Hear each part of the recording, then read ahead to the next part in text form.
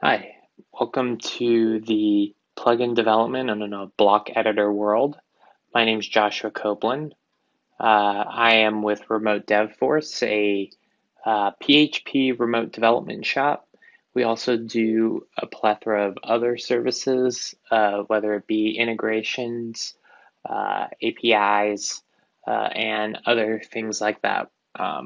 We do a ton of software consulting, cloud migrations, Terraform, React, WordPress, Laravel, all that great stuff. So if you need any help with that, please reach out. So I'm going to kick right into the presentation here. There is a demo that goes along with it. So basically, there is a lot of contention right now on what exactly the block editor is and isn't. And I'll be kind of sharing with you and demystifying a lot of this. So right now, as I covered, I do, and I am the Chief Technology Officer of Remote DevForce. But I've been developing for various companies in the past, a lot of lead technology roles, and mainly in PHP, Java, C Sharp, .NET, and love cutting edge technologies like Docker, Terraform, and things like that. I'm also the leader of the PHP Vegas users group. You can catch me on Twitter at OG Programmer, and also the blog at ogprogrammer.com. Or check out all of our services that we have to offer at remotedevforce.com. So as you can see, I've kind of had a very technical background in a lot of different software platforms. And when I first heard about Gutenberg, I was very confused about it because a lot of developers seem to be against it, which scared me at first. So before we dive into the technical stuff, let's just dive a little bit into the history side of what Gutenberg is. This is Johannes Gutenberg. He is a German blacksmith, goldsmith, or was, I should say. He passed away in 1968. Inventor, and he's a famous inventor because he invented the first printing press, essentially. Um, and as you can see here, he basically got his whole shop kicked off and financed because he uh, basically, like many inventors say, he was hit like a ray of light, and it hit him that he needed to create this sort of textile print shop sort of thing where you can like lay these like metal textile of fonts and stuff like that on paper. And so he borrowed 800 gold coins from investor, and he created the first moving tape typeface print shop, which undoubtedly pushed man forward in a new era. Started this Bible project, which went bankrupt due to poor financial planning, which, as you can see here, this is kind of one of the, second major prints that he did here. It was a Gutenberg Bible here. Um, so what the Gutenberg project is, and if you Google it, there's a volunteer effort to digitize and archive cultural works, and that's kind of like a separate thing. So don't get confused with Gutenberg.org. But what Gutenberg is in a technical aspect is the new block editor for WordPress. It is going to ditch the old one single WYSIWYG that you get in a text editor, and now you've got this very block-based development. So instead of creating headers and paragraphs, things like that within a WYSIWYG, you now have to think of it as each one of those as blocks: your header, your body, the image, etc. So they're all different blocks, and that's how you should treat content now going forward in WordPress.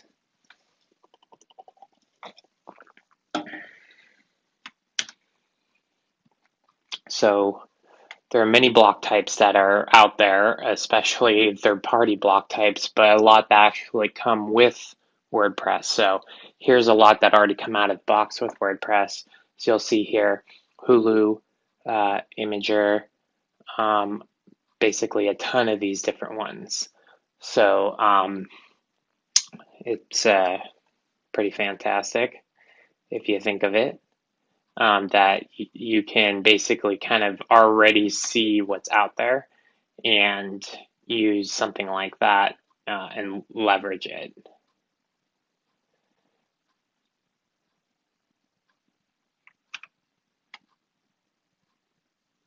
So blocks are just like chunks of content. There are text blocks, audio blocks, photo blocks, video blocks, post blocks, any data in your WordPress install. Where do blocks come from? They come from WordPress core. They come from the plugins or themes that you install. So we'll show exactly how to actually create your own blocks in a plugin if you want to create custom blocks yourself. So how blocks work, they're decoupled, independent. Each block is on its own unless you do some custom stuff. And they can be static or dynamic. You can kind of create static content or some dynamic content that gets fished from the backend server. You can create blocks, and they're mainly done with React now. And the backend code, obviously, you can still do PHP stuff, but now developers definitely have to ship more logic over to the front end in the JS layer. And PHP still is needed for server-side dynamic data, obviously. This rewrite is mainly just a React rewrite, not necessarily a backend. They're not using PHP. They're not using Node.js as a server. They're still using PHP, which is good for guys like me. I haven't fully dove into Node quite yet, but I know enough to be dangerous. And with enough legacy stuff in WordPress still in PHP, it'll probably be quite some time before that ever happens, if ever there's a major rewrite. So there is a block example here. You can see you have an add action to enqueue the block editor assets, which calls a function here. And that function is mapped over to a block type. That block type has a unique string like Josh stock block here in this example. And the create element is basically the same as the React create element if you use the wp.element.create element, which you should be using just in case in the future WordPress adds custom stuff to that function. So if you're a backend developer, then getting used to this new React stuff could be difficult. However, it's very important that, for your career, you learn new things like JavaScript, Node, NPM, all this other stuff. Frameworks in JavaScript like React should not be foreign to you. You're even as a backend developer. The trend, going forward is going towards more JavaScript heavy front end frameworks. And, it's a good idea that you get a hold of these technologies and don't just hang on to the old school way of doing things. So with that said, PHP does have a great foothold on the server-side market, but I don't see it going, and I don't see that going away anytime soon. But if you are a backend developer and you don't know JavaScript, then you're gonna have a bad time. JavaScript shouldn't be seen as a competition for PHP. It should be seen as like a peanut butter and chocolate sort of situation. They both work great together, right? And for anyone who is a dev in the back end who doesn't want to be learning or whatever, you just don't want to be learning. And I have a good quote for you here from Henry Ford. Anyone who stops learning is old, whether they're at 20 or 80. So block technology relationships between WordPress, as you can see here, there's the PHP backend side of things, and then there's the React.js front end code. But they both kind of map to each other. So blocks can be static or dynamic, as we mentioned. It's useful for anything that can be done on the client side. You can just write static JS stuff that just renders the content. And then there's the dynamic blocks, which are the more helpful blocks, like we'll show in some examples, like fetching stock data in this example. Anything that must generate a block that has dynamic content inside of it really needs to be making API calls over to WordPress. And so you can do that either by creating these render callback functions, or you can register a REST field, like a custom post type. And you can of course create a whole custom API if you want, or whatever, or some third-party API. But anyway, so here's the render callback example. We have a register block type function that we call, and in here we pass in a unique string for our block, and then we have an array that contains this render callback function, and that's that purple string there that says my dynamic function. That basically is the mapped PHP function that gets called, or the JavaScript one, sorry. We'll go over this in the demo here in a second. So there's the register REST field. This, like I said, you can register a custom post type. In this example, I have cars and then like tires as attributes on the car in the custom post type. So we create like a get callback, and we can map that over to the get car tire function, which will get the car tire based on the ID. This is kind of built-in WordPress stuff with the register REST field. Can be helpful if you're dealing with custom post types in your backend system. You can kind of expose that layer to your blocks and rendering that content. And is a better way to structure your data anyway, but can obviously be done many ways. So here is the register REST field function being used on the JS side. Fetch tire data, we'll call over this backend WP-JSON like API endpoint, and calling for the car tires, and then we can paginate the response and stuff like that. So again, the React side and PHP side, you can kind of see how they map like that.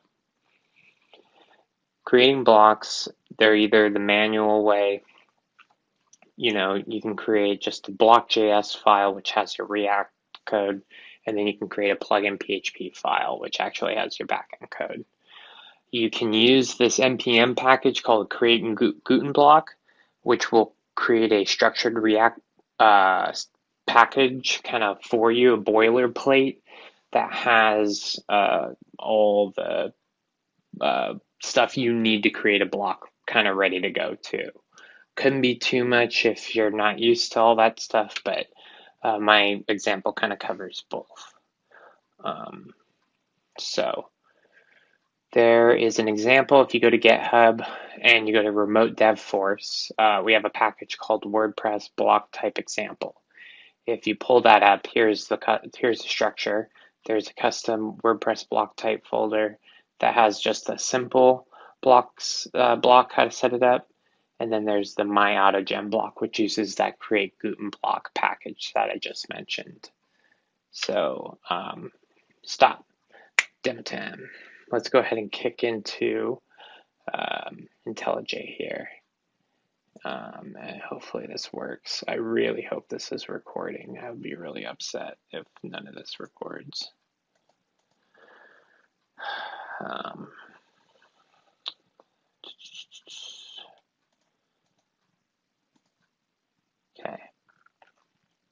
So here is the example. To spin this guy up, you just need to run Docker Compose up. So I'm going to go here and I'm going to run that Docker Compose up -d. That'll bring up WordPress.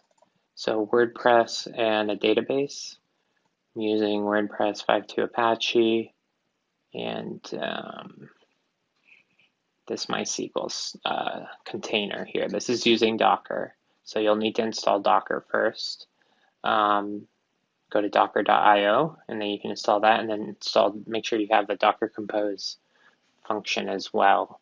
You can Google how to install Docker Compose for your system. It's not too hard.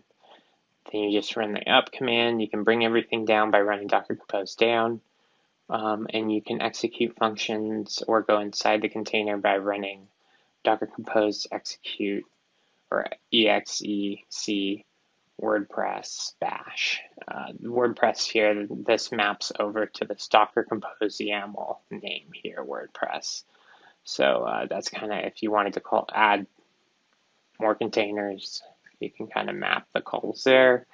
I added a whole bunch of videos, or excuse me, a whole bunch of resources here, like a video, tools, resources, documentation that was helpful for me to learn Docker, or excuse me, to learn this whole Gutenberg thing in WordPress. So feel free to take a look at all of this in the README for more details.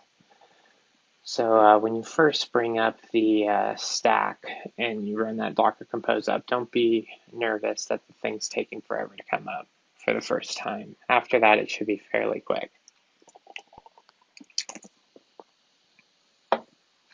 Now that it's up, we should be able to just navigate over to localhost 80.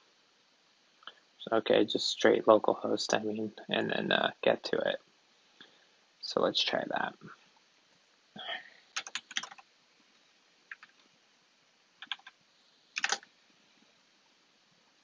Okay, here's WordPress. Let's go ahead and install it.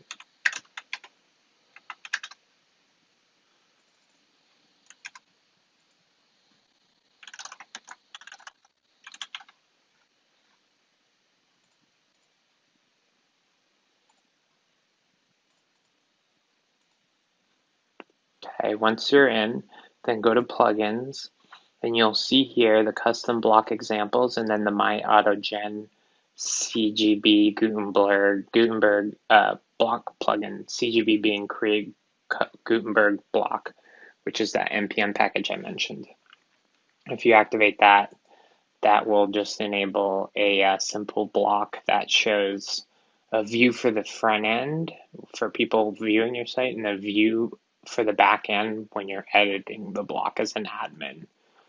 So like if we hit plus here and we click CGB block, this says hello from the back end. And you can see here, if we switch back in the My AutoGen block directory, there's a source directory, and you go to block.js here has the front end here in the save function of React, and then the back end, if you go to the edit, here's the view that we're currently seeing right now, which is hello from the back end. And then the PHP code, you know, you would still have to kind of write yourself here in this plugin.php file or init.php or wherever. I'm going to run too much about this package, but you can see here that definitely comes with a lot of boilerplate stuff for you ready to go. So if you hit publish and we hit view post, here's kind of their view, right? You can tell by the background color changing hello from the front end. So let's go back and let's enable our other plugin, which is the simple one I created. But it also has a dynamic example that we're going to go over that fetches like stock data. Let's go back to that post that we just created. We don't have a title. Let's add one. All right, cool. Video. All right, so it looks like since we deactivated that other plugin, it's like, what's going on with this? So let's just go ahead and I think we can wipe this out, remove block. All right, I'm gonna hit plus here. So there's a couple of examples I have. I have a static block, a color border block, which is from a previous example that was listed in the README. I found that from someone else that created that, which helped me learn. But I also created this stock block, which allows you to fetch stock data from like Yahoo's API. I wouldn't use this in production, but this is just like kind of an example on how you would implement something like this. So create stock block. The static block example here just says static block example. Let's go see where in the code, if we check out this custom WP block type directory, and there's 3 files in there. There's dynamic block, static block, and plugin PHP. If you open the static block and look into the save function here, you can see that's what we're seeing on the front end, and this would be what you're seeing on the back end when you're logged in or whatever. Again, it's not fetching anything from the back end system. So this here this is the stock example I'm talking about. And here in the edit function, what we're going to do is ask for a stock symbol. So you say my stock block, and then we ask for input, and then we add it to these props attribute symbols, which is basically attached to this registered block type, which I've called Josh stock block. Make this a little bit bigger here. So here's the edit function, and again, this is what we would see on the back end.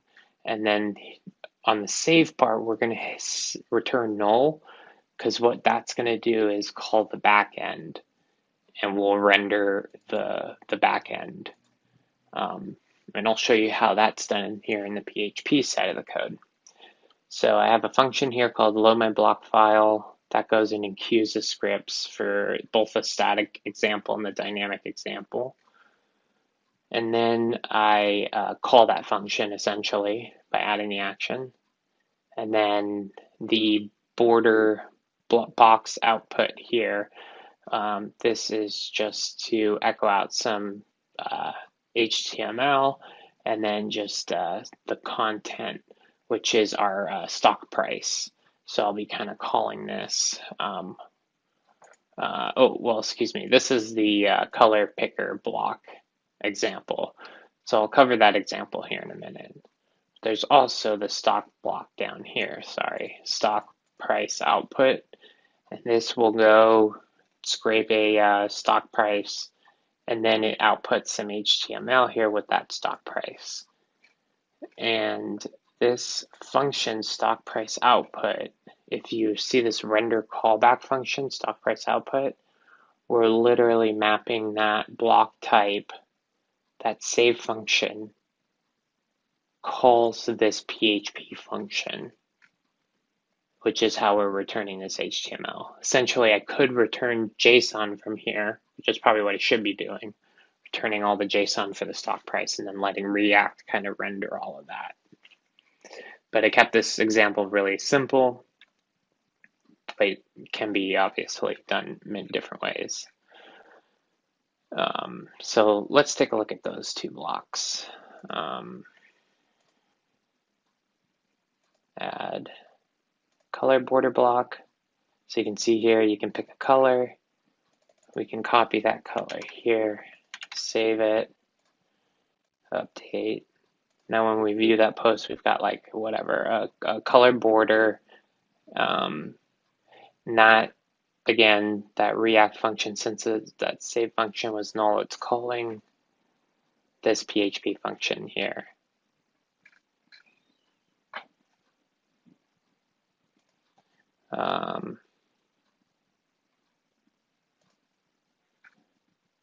let's see, let me go back here, and now let's take a look at the final example, which is the stock block example here. If we put in a stock symbol like, let's say Google, right, G-O-O-G, and then I hit save, and then I take a look at view post. You can see here, there's the stock price. Wow, that's a lot higher than I thought it was. And the way, again, that works is the stock price is pulled because it's saved in the back end. So when I save this data, let's see if we can side by side this. That would be amazing.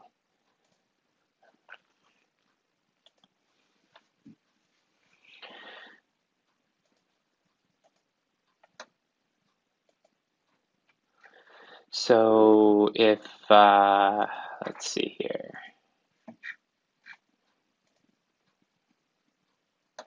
If you see here, there's the stock symbol. Where that's basically saved is this backend function in the block system itself is all ran through this React code, right? So we created attributes, and then I created symbol, and I said type string, and there's a bunch of different types that you can create. And mind you, when you're rendering React here, you can use all of the built-in React components too. I think you can see all of those just by going to the console here and typing WP components. And there's a whole bunch of React components that you can use right here out of the box. But essentially, I'm just creating a H3 tag, and I'm saying my stock block, and then I'm adding this input create element. I'm creating an input, and this is how I'm mapping that props attribute symbol. That way, on change, it updates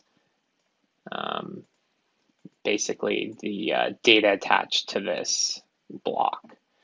So now on the front end, it will call this edit, excuse me, with save here nulled out, it's going to call the render callback function that we set here in the PHP side, and the stock price output function will be called, and then yeah, we can echo out whatever. In this case, I echo out the symbol, and I wrap it with this little H3 with the color here, but we could make this color be green or red depending on whether it's up or down by doing logic here. Obviously, it's in the backend PHP side, so we can do whatever we really want with the data at this point. So I think that's everything for the examples here. And I appreciate you watching, and definitely reach out if you have any questions. You can reach me at josh@remotedevforce.com or on different social media platforms at OG Programmer. All right. Thanks a lot for y'all watching. Bye.